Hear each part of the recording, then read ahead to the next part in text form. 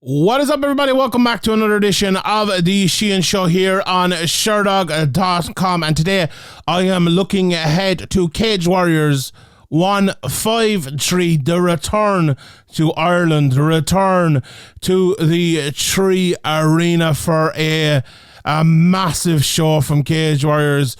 You know, some might argue that this is their biggest show maybe since the last time they were in the Tree Arena in terms of importance and all that. Now they had big shows with Paddy and big shows in Liverpool, and you know, those Wembley shows are massive as well. But I feel like Ireland is the hotbed for mixed martial arts in Europe at the moment, and I think this is a massive card because you look at this, Cage Warriors have another card coming up later in the year. Bellator have had a card earlier this year. They have another one coming up later in the year. PFL have a card coming up as well. And there's rumours of, you know, this promotion, that promotion, the other promotion, putting on events. Plus, all those promotions I just mentioned will be putting on even more events in the coming months and the coming years as well. So I feel like there's a war at the moment for Ireland, and Cage Warriors have always been leading that way, you know, historically. And in the last, you know, few years, the SPG backed Bellator, I suppose, have really taken over that. There's no doubt about that. You know, Cage Warriors had done the show down in Cork, which was an almighty show. They've produced the likes of Ian Garry and Paul Hughes, and many others as well coming out of Ireland. But I think they've, and you know, maybe I don't want to put words in their mouth, but I think they should be viewing this as their chance to kind of to recapture the land, for want of a better phrase, I suppose.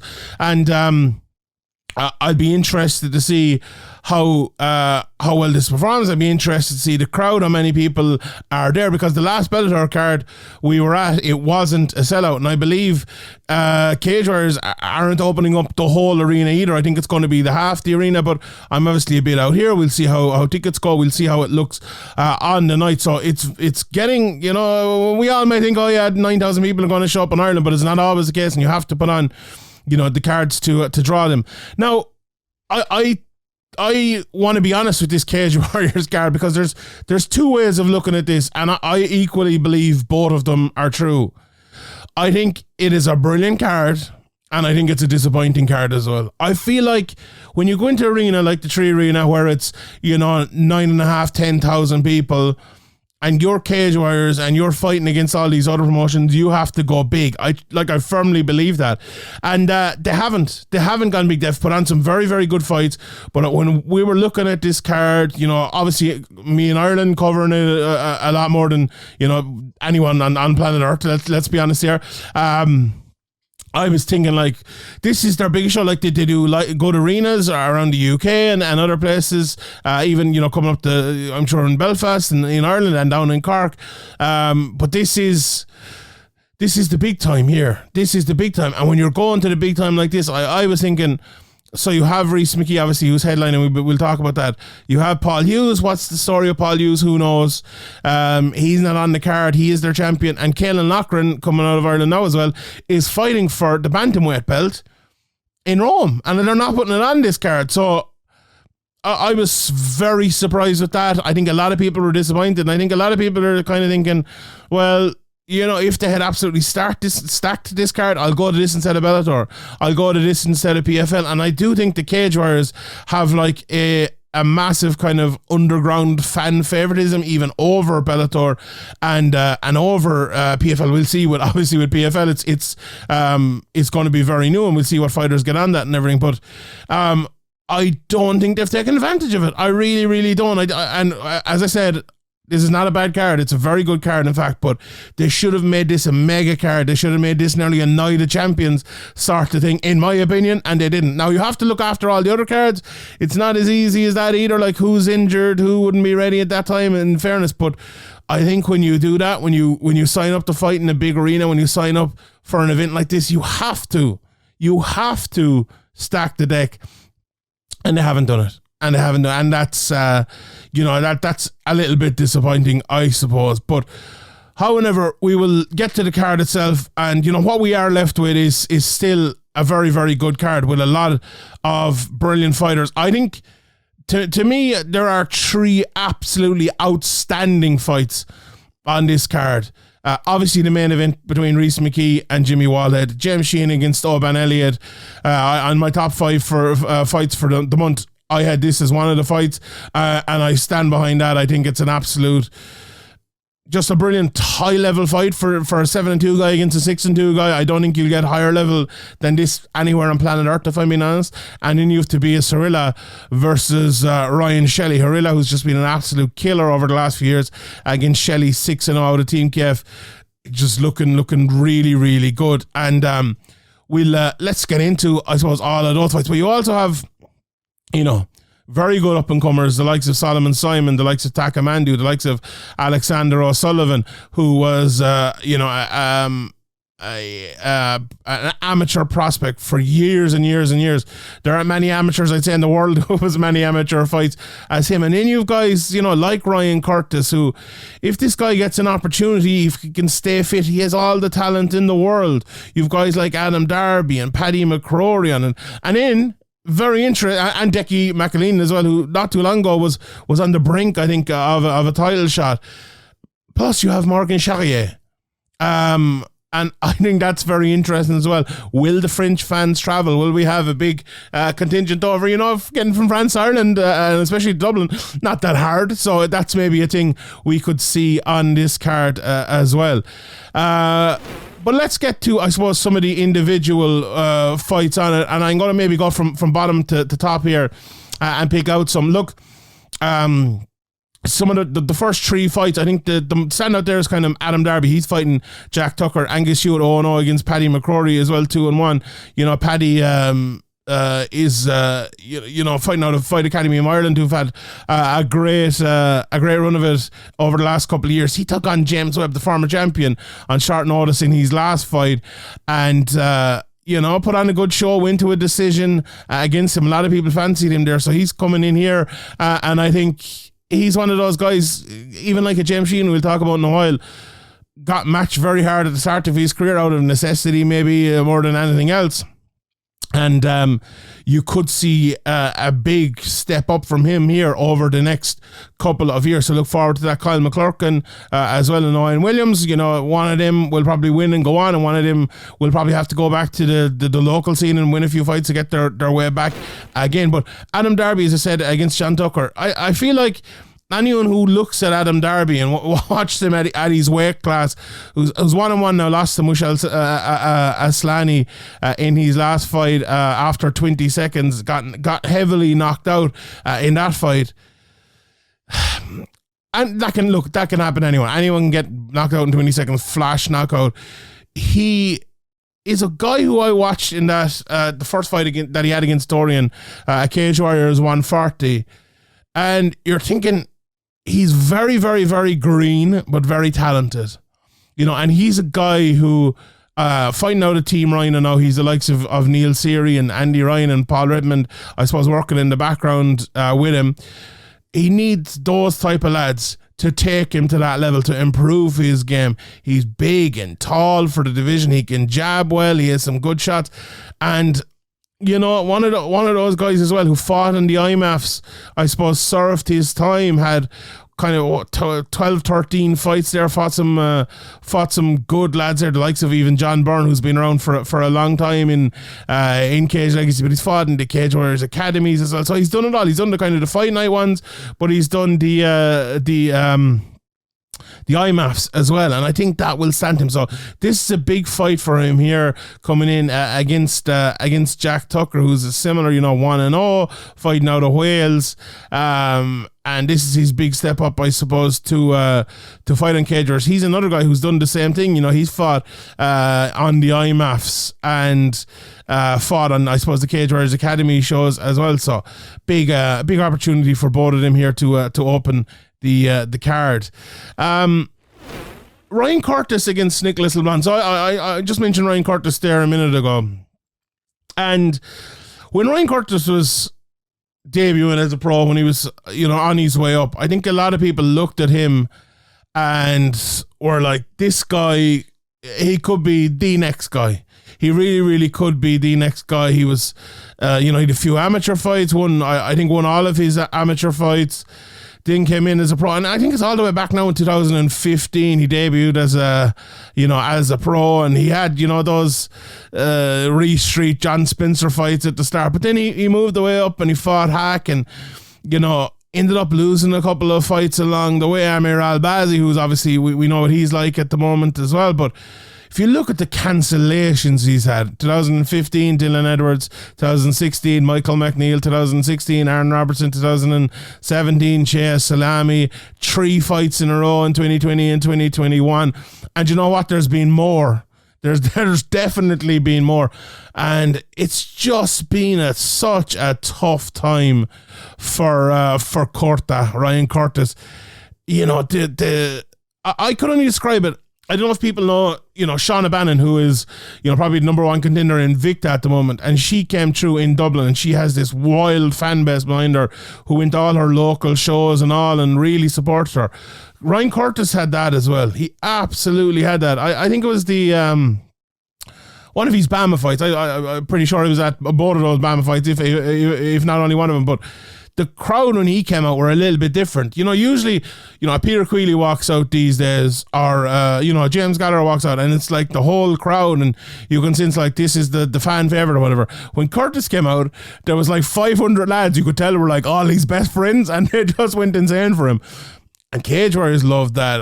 Bellator loved that. Everywhere loves that. And Ryan Curtis would have been one of these guys who was absolutely kind of eaten up by the promotions in a good way now, should I say.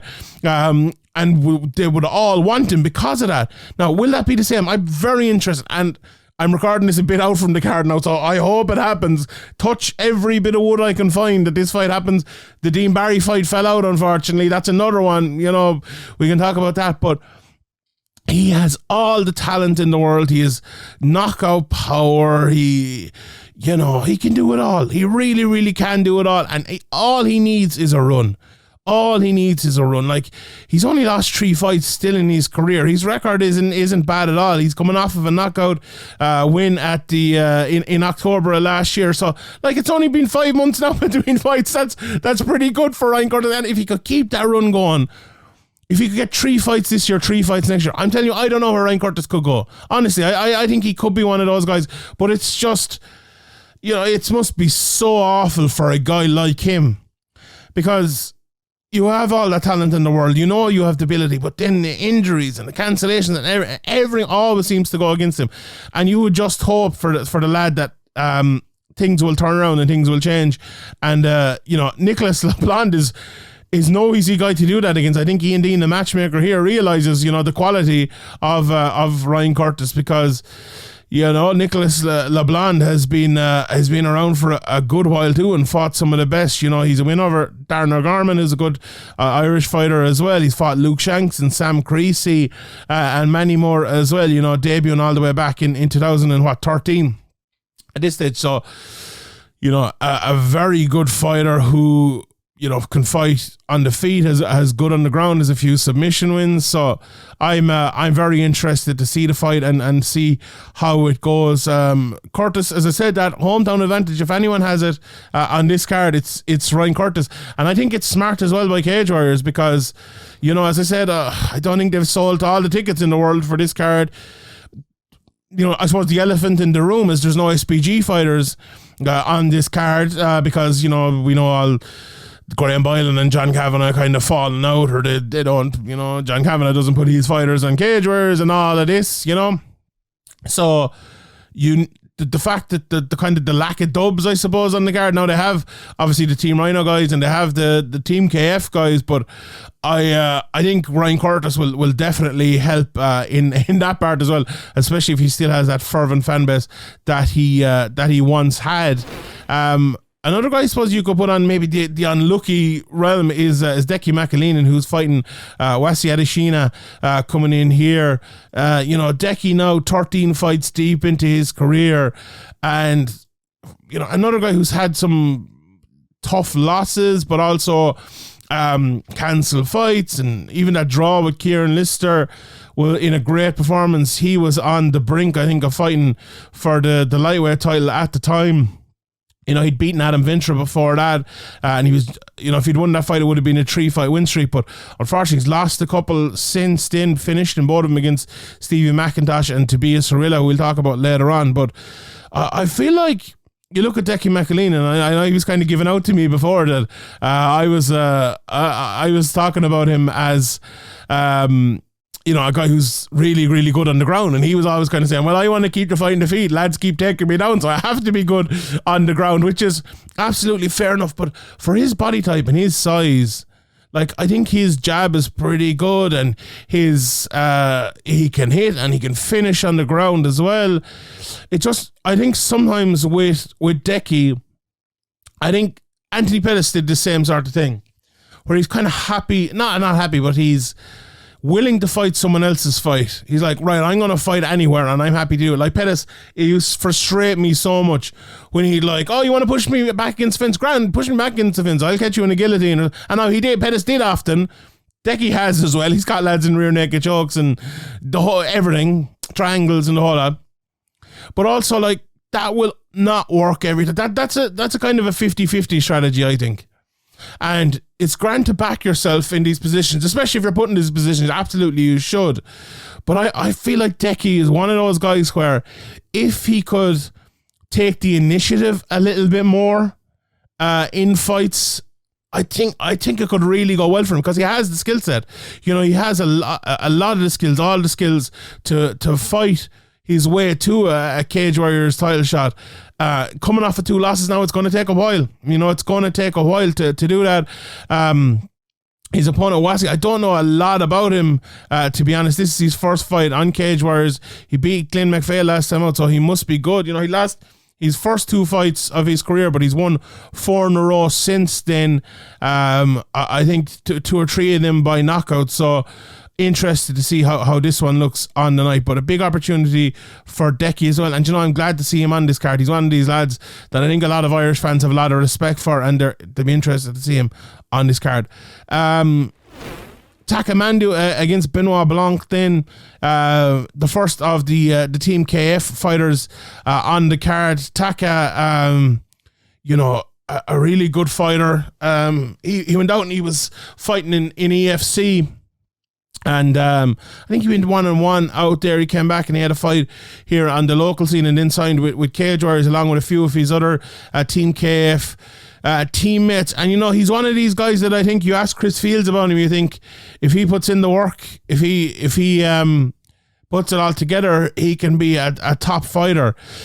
But that remains to be seen with him and with all of these guys as well. And I think, look, the matchmaking, he's fighting a 5-2 Benoit Blanc here coming out of France, who's, you know, had a fight or two on Cage Warriors. He fought Tanio Pagliariccio, who incidentally I think is an SPG Ireland fighter and is on Cage Warriors. So I think he's the only one, as we were talking about earlier. But you know, he's a guy who's been around for a while, got a few triangles, got a few finishes in his career.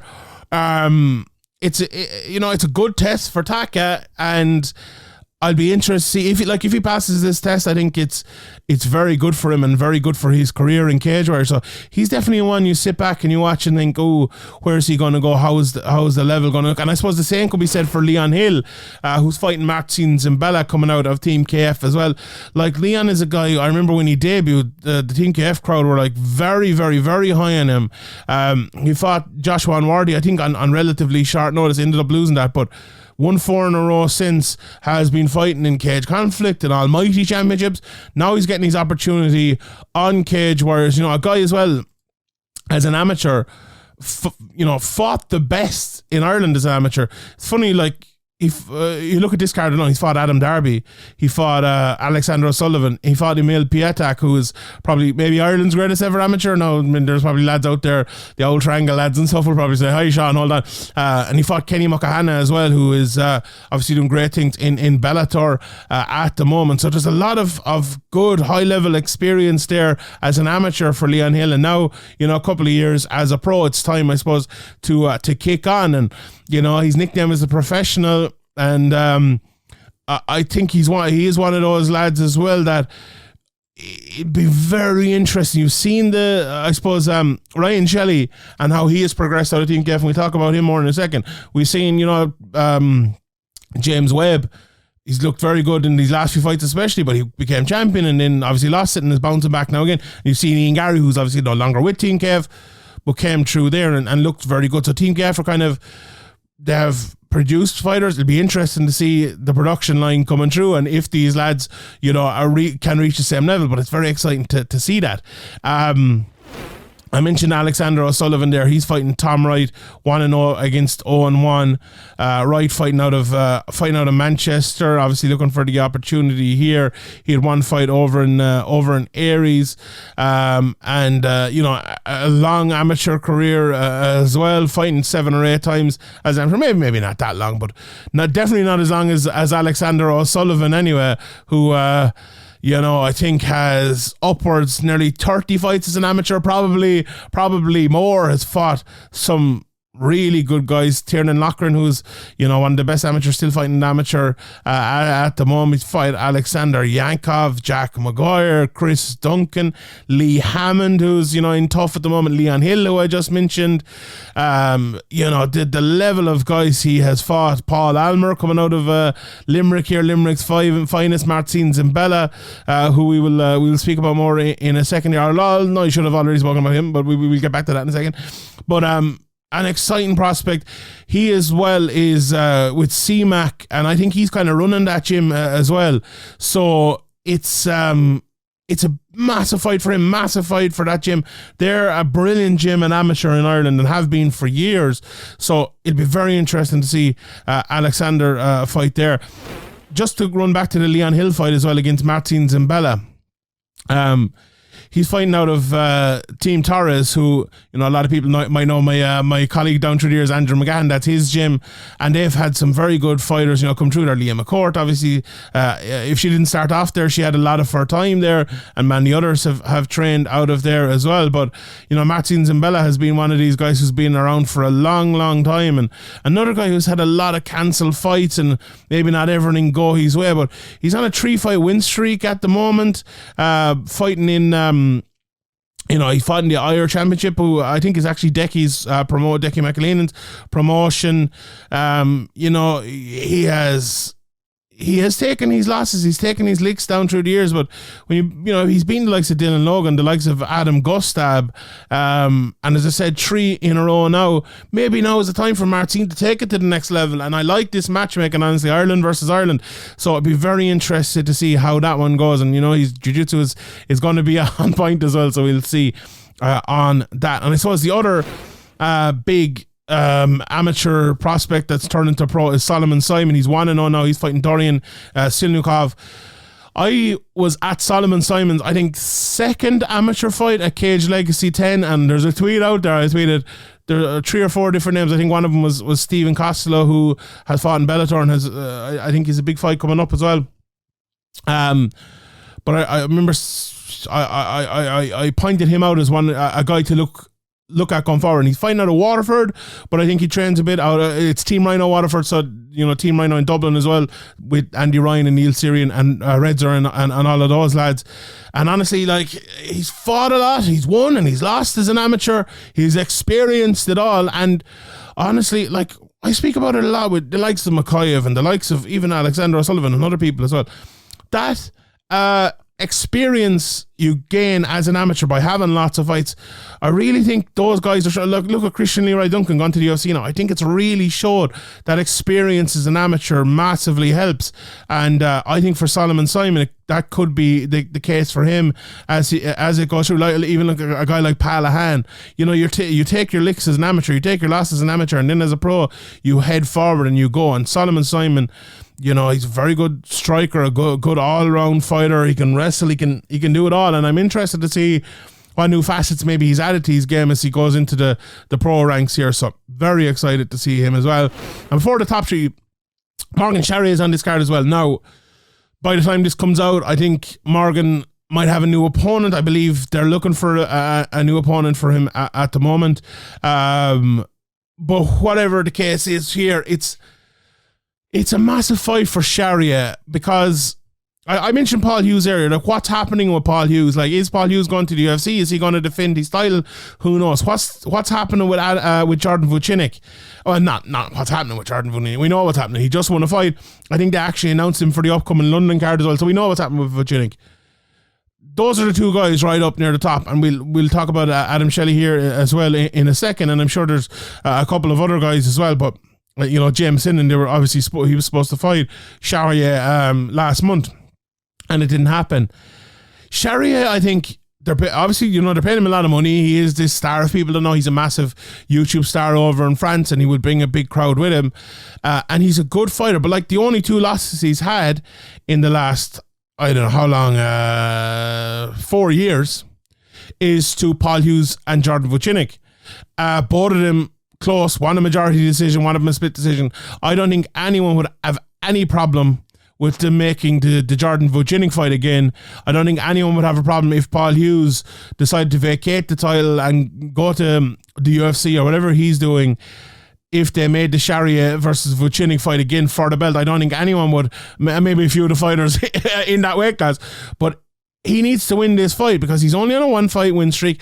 Cancellations all over the place, and it looks like another cancellation again. Is the fight going to happen? Is there, it could be already cancelled by the time this comes out. Check it out on sherdog.com. We'll see if it's there. Check out my Twitter. I'm sure I'll update it over there. But Marcin Charriere is one of Cage Warrior's biggest stars, and you'd hardly know it sometimes because he's had such bad luck, I suppose, with a lot of things. So I hope he can get on this card. I'm looking forward to seeing him. I'm a big fan of Charriere. And let's see. Right, those top three fights. Harila against Shelley first. Tobias Harila, if anyone hasn't seen him, just go on Fight Pass and just look at one of his walkouts.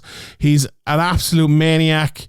He puts on this big clown helmet and all. Burke Reicher absolutely had him. And he walks out and then he just walks you forward. Some fighters said, I'm going to come on, I'm going to walk you forward. He does it. And win or lose, he does it. Against Samuel Bark, he got absolutely flattened with a knee.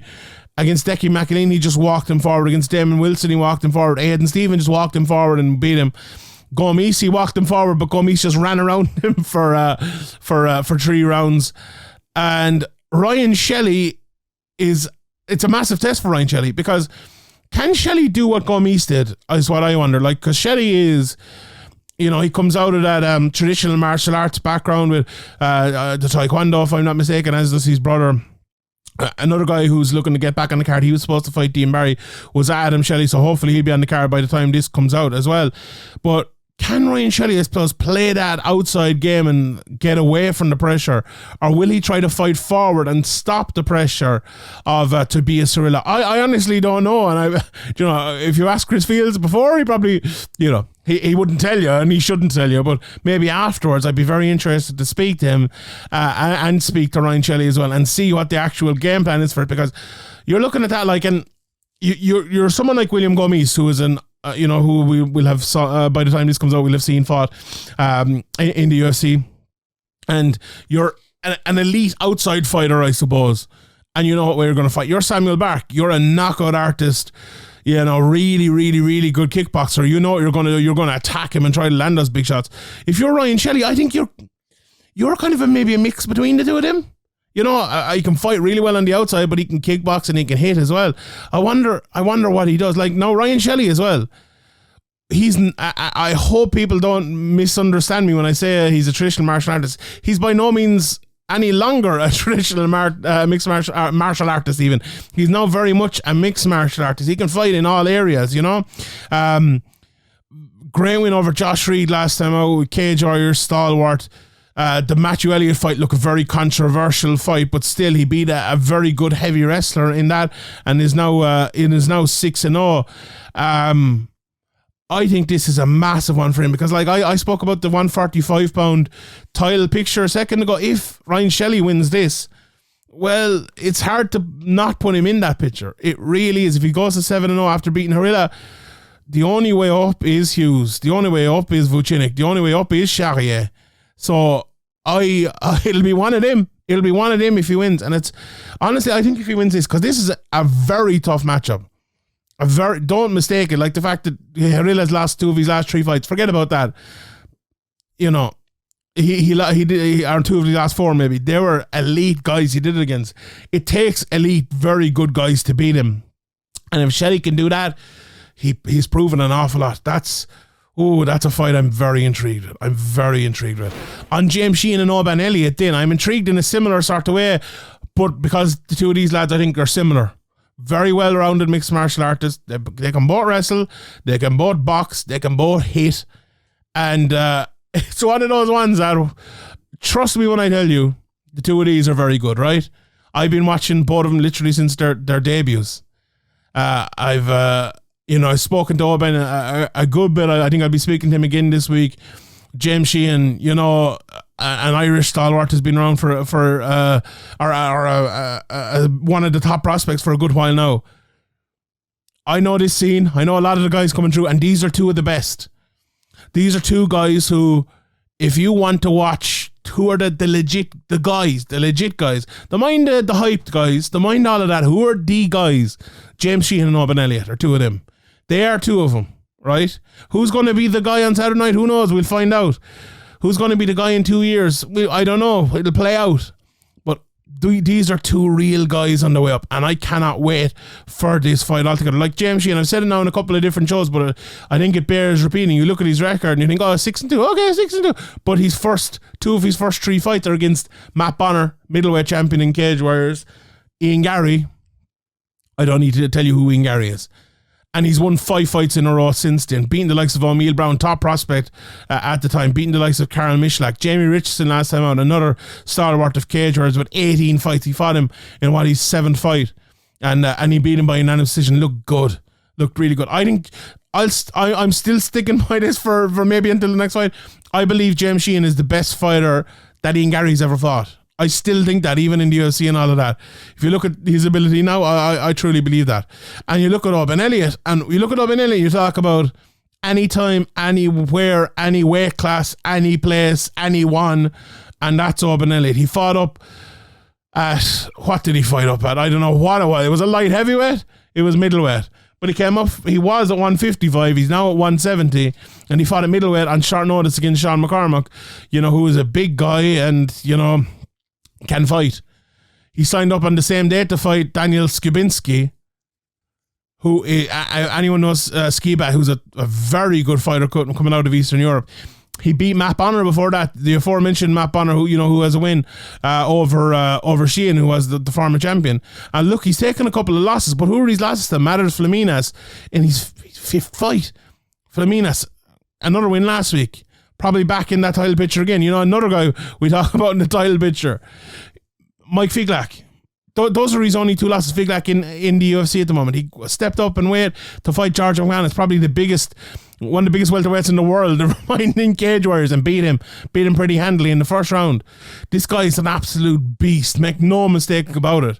As is James Sheehan. God almighty, honestly. I feel like I'm the promoter for this fight a little bit. But I absolutely love this fight. It's guaranteed. Do you know what? Is it a guaranteed barn burner? Is it guaranteed 3-round war? I don't know about that, right? But what it is guaranteed is you will see 2 good fighters going in there, and you will see one good fighter emerge the winner, and do you know what? You'll see one good fighter emerge the loser as well. Because both of these guys are very, very good, and I don't care who wins. I think both of these guys are good, and I would be surprised if both of these guys didn't go on and fight in big fights in Cage Warriors and possibly in the UFC as well in the future.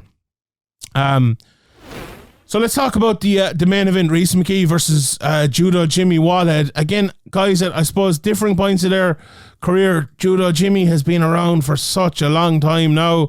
39 years of age. It's mad to see him in Cage Warriors again. Made his debut back in 2005 and fought the likes of John Phillips. He 8 or 9 fights in his first 2 or 3 years as a pro. Even more, I think, what is he here? 14 fights, but in 2005 and 2006. What a way to do it. What an absolute way to do it. And then he got the chance, I suppose, in Cage Warriors early, but then he got back in there. He fought Dennis Seaver in Cage Warriors, and he had a good few fights there. And I think when he ended up getting an opportunity to fight in Bellator, you know, to come back, and he was fighting in BAM and then fighting in Bellator. Came back to Cage Warriors again, had a couple of fights in KSW, and then got the UFC opportunity. You know, it was massive for him. It was absolutely massive for him. And okay, it didn't go great, and, you know, he bounced back to Bellator again, and then he bounced back to Cage Warriors. It's really been an almighty career for a guy like Judo Jimmy. Like, I think there's a lot of lads who you would respect who were on maybe a similar trajectory, but maybe say like a guy like Jack Mason, a lot of respect for a guy like him who maybe didn't, you know, rise up the level, or just say like a Lewis Long, I think another guy who's now got an opportunity, I think, in Bellator as well. You know, you want to see those guys having a career like Judo Jimmy. Even, I talked about Masvidal a couple of weeks ago. You know, he was kind of always like a good fan favourite Midlands type of fighter, but then he got those 3 wins and he takes it to the next level. You love to see lads take it to the next level. And I think that's what Jimmy Wallhead has almost done throughout his career. And the fact that 39 years of age, he's doing it again and is on a 4-fight win streak. You know, his last 2 in a row, first round knockouts over Daniel Skiminski and Matthias Figlak.